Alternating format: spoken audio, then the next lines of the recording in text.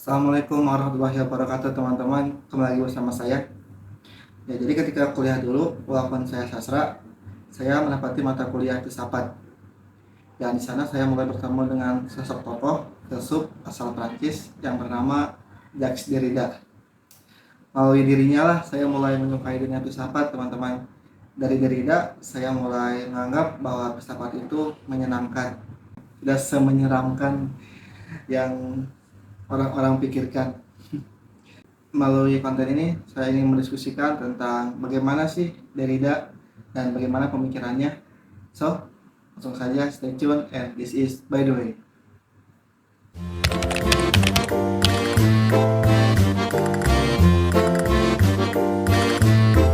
Ya, kalau berbicara tentang Derrida, anak-anak filsafat ataupun orang-orang yang pernah mempelajarinya pasti akan langsung menuju ke sebuah teori yang disebut teori dekonstruksi. Ya, itulah teori dari Jacques Derrida yang sampai saat ini saya menyukainya. Saya dulu waktu kuliah pernah atau sering berdiskusi dengan teman tentang apa sih dekonstruksi itu. Lalu sang teman memberikan ilustrasi kepada saya yang dimana dia menggambarkan tentang kisah tentang Malin Kundang. Malin Kundang itu kan sebuah kisah di mana sesosok anak yang pergi merantau kemudian pulang dan tiba-tiba menjadi durhaka kepada ibunya, lalu sang ibu mulai mengutuknya menjadi batu gitu. Ya, lalu sang teman saya mulai bertanya-tanya, kenapa sih si ibu Malin Kundang itu sebaper itu sehingga membuat Malin menjadi batu? Kenapa sang ibu tidak menjadi pemaaf saja? Kenapa dan seterusnya. Dan disitulah ilustrasi bagaimana teori dekonstruksi. Dekonstruksi itu bagi saya berasal dari dua kata, de dan konstruksi. De itu kan selalu diartikan sebagai, kalau dalam bahasa Inggris ya, selalu diartikan penghancuran, kehancuran, ya, menghancurkan, itu selalu pakai kata de. Pada kata yang diawali kata D, pasti kata yang mengikutinya pasti akan berarti hancur gitu, hancur. Nah, dekonstruksi itu berarti kehancuran sebuah konstruksi gitu. Konstruksi di sini kita imajinarkan menjadi seperti sosial, budaya, politik, dan lain-lain. Jadi teori dekonstruksi ini bagi saya ada sebuah teori yang dimana mencoba untuk mempertanyakan ulang tentang norma, budaya, sosial, dan sebagainya yang sudah dipegang.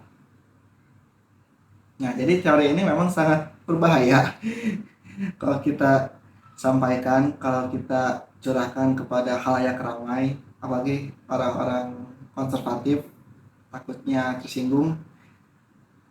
Soalnya di teori ini, dekonstruksi ini teori yang sangat membebaskan, teori yang sangat liberal gitu. Jadi disitulah menyebalkannya seorang Derrida, teman-teman.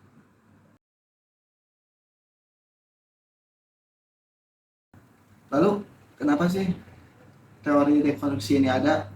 Menurut saya mungkin Derrida ingin melawan modernis, ingin melawan strukturalis, yang dimana pemikiran itu sangat hierarki, ada hitam, ada putih, ada besar, ada kecil, dan sebagainya. Kalau kita sebut oposisi biner, Derrida mencoba untuk menghancurkan itu, menghancurkan anggapan-anggapan atau pengkultusan terhadap satu hal. Misalkan dulu itu kan ada sebuah peristiwa slavery, perbudakan, ya, yang terjadi di dunia, di muka bumi ini pernah terjadi adanya perbudakan, yang dimana waktu itu orang-orang yang berkulit putih katanya merasa dirinya itu lebih tinggi dari orang-orang yang berkulit hitam.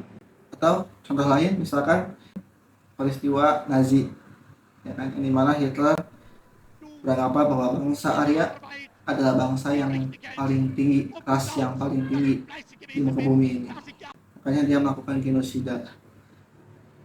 Mungkin itulah yang memicu Derrida untuk mengemukakan teori dekonstruksi ini. Orang-orang dekonstruksi pasti akan berpikir tidak akan ada putih kalau tidak ada hitam, tidak akan ada bangsa Arya kalau tidak ada bangsa-bangsa yang lain. Jadi mungkin itulah alasan kenapa dekonstruksi ini ada gitu, untuk menghancurkan konstruksi-konstruksi yang disalahgunakan pengkultusan. Jadi teman-teman, bagi saya dekonstruksi itu adalah dimana kita berpikir bahwasanya orang Jawa tidak lebih baik dari orang Papua, orang yang berkulit putih tidak lebih baik dari orang yang berkulit hitam, sang raja tidak lebih baik dari rakyat. Mungkin itulah tujuan utama dari dekonstruksi itu, untuk menyetarakan. Jadi ya, gunakanlah teori dekonstruksi ini untuk membebaskan.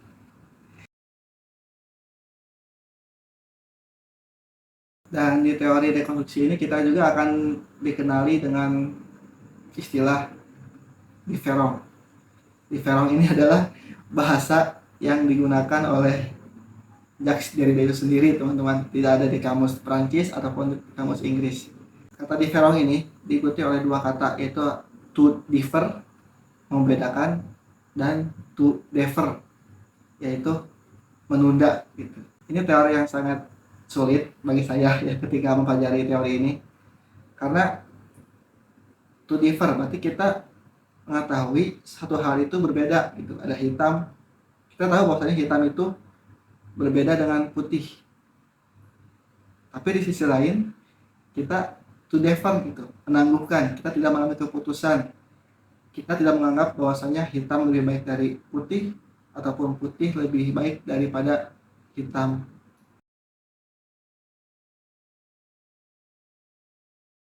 Memang rekonstruksi ini erat kaitannya dengan bahasa gitu, dengan bahasa, dengan sastra. Makanya walaupun saya jurusan sastra, saya dikenali oleh teori dekonstruksi ini, teman-teman, karena akan saling berkaitan rekonstruksi dengan dunia bahasa, dunia sastra.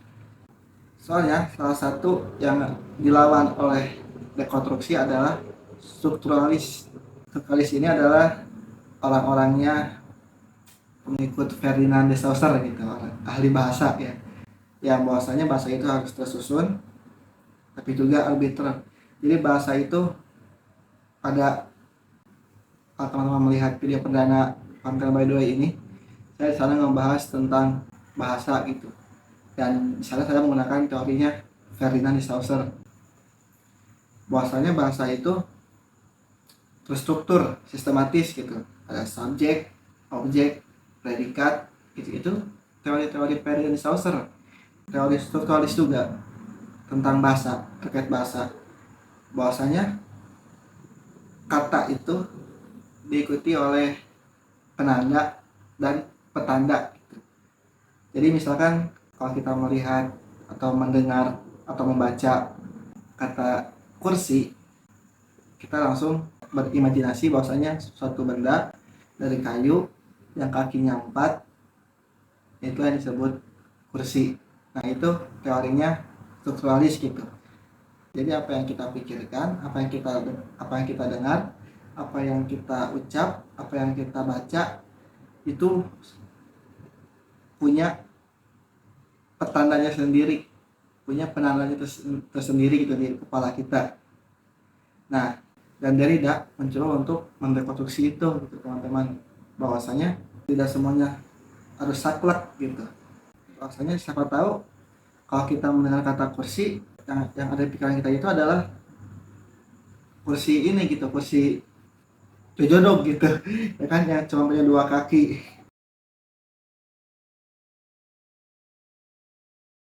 Soalnya satu hal, teman-teman, yang saya dapati dari teori dekonstruksi ini, bahwasanya tidak ada yang mutlak mau itu dari segi apapun, dari segi politik, dari segi budaya, dari segi bahasa. Kata-kata misalkan, kata-kata itu tidak memiliki makna yang tetap gitu, makanya kita to defer gitu, kita menunda makna tersebut. Sekarang kalau kita lihat di kamus, satu kata di kamus itu kan suka ada pengertiannya, suka ada terjemahannya. Nah bagi rekonstruksi, terjemahan itu masih ada lagi terjemahan lainnya gitu, jadi masih belum tuntas, belum fix gitu. Seperti misalkan raja adalah tangan Tuhan, direkonstruksi oleh revolusi Prancis ya, yang saya bahas di video Bajai sebelumnya. Bahasanya raja bukanlah tangan Tuhan. Mungkin itulah fungsi tujuan dari Derrida melalui dekonstruksinya, teman-teman. Silakan teman-teman komen jika punya pendapat lain tentang dekonstruksi. Ya, ini hanya pengantar dari saya untuk membahas dekonstruksi. See you next time. Assalamualaikum warahmatullahi wabarakatuh.